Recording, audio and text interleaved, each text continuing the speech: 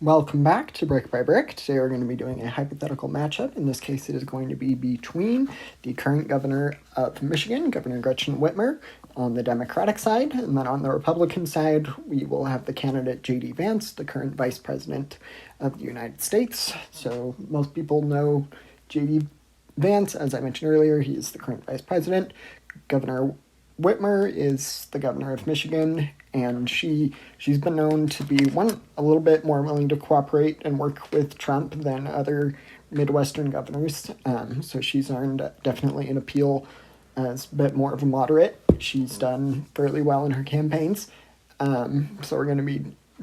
She is probably not the most likely candidate to emerge from the Democratic primary in 2028, but definitely would be an interesting contender and definitely worth making a video about to see what the outcome would be between these two candidates. So I've already classified all of the safe, likely, and lean states. We have a couple more lean states than usual. I bumped up Minnesota and New Hampshire from tilt to lean. They would most likely be in the lean category, especially with Whitmer as the Democratic candidate. And right now is, for the most part, a fairly good environment for Democrats. This is just a snapshot if the election were to be held today. But we will start out by making a tilt characterization. And I'll start out there on the West Coast, and then we'll go eastward. In Nevada, first up, we have the three blue Pacific Coast states that are almost certainly going to all be blue. And then the first swing state we have is Nevada. Like I said, Whitmer is definitely portrayed as more of a moderate, and I think that would appeal to many voting demographics in Nevada. I don't think it would ultimately be enough to be able to win the state of Arizona. Arizona went to Trump by a pretty big margin in 2024. So I do think that Whitmer could definitely narrow it up, but I'm not sure it would be enough to be able to completely overcome the Republican edge in the state of Arizona. Arizona did go to Biden in 2020, so it's definitely possible it could end up in the Democratic column. It also has two Democratic senators, so people know it's willing to vote for a Democrat.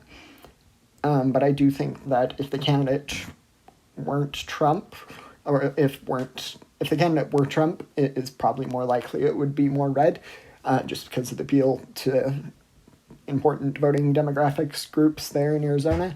But regardless, that's going to be 11 electoral college votes for J.D. Vance, and that brings us to 231 for the Democrat, to 230 for the Republican.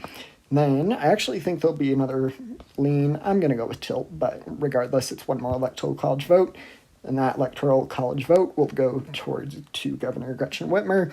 She will, even in 2024, Harris was able to win this little congressional district in the Omaha area, so it will almost certainly be in Democratic control.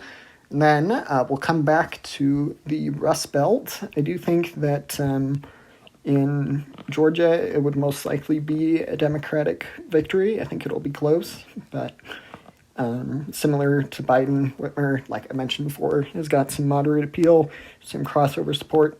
Not too much, mind you, since really so much of the American electorate is so polarized that most people just vote for a D or an R. But I do think that it would be close enough that Whitmer would stand a good chance, and I would give her the edge in the state of Georgia. And then I do think it'll be a different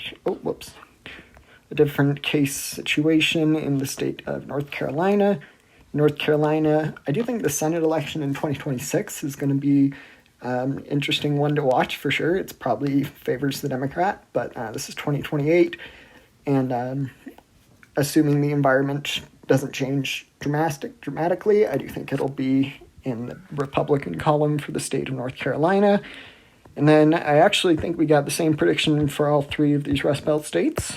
I could even maybe see Michigan going into the lean, but that might be too bold of a prediction, so I'm going to go with tilt.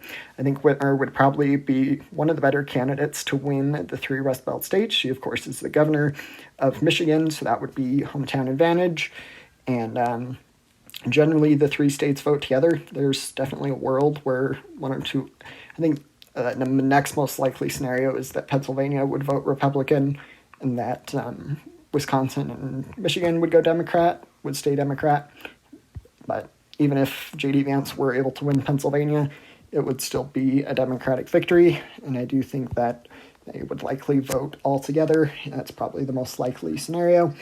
But yes, this is my prediction. Feel free to let me know if you have any questions. Don't forget to like and subscribe. Thanks. Bye.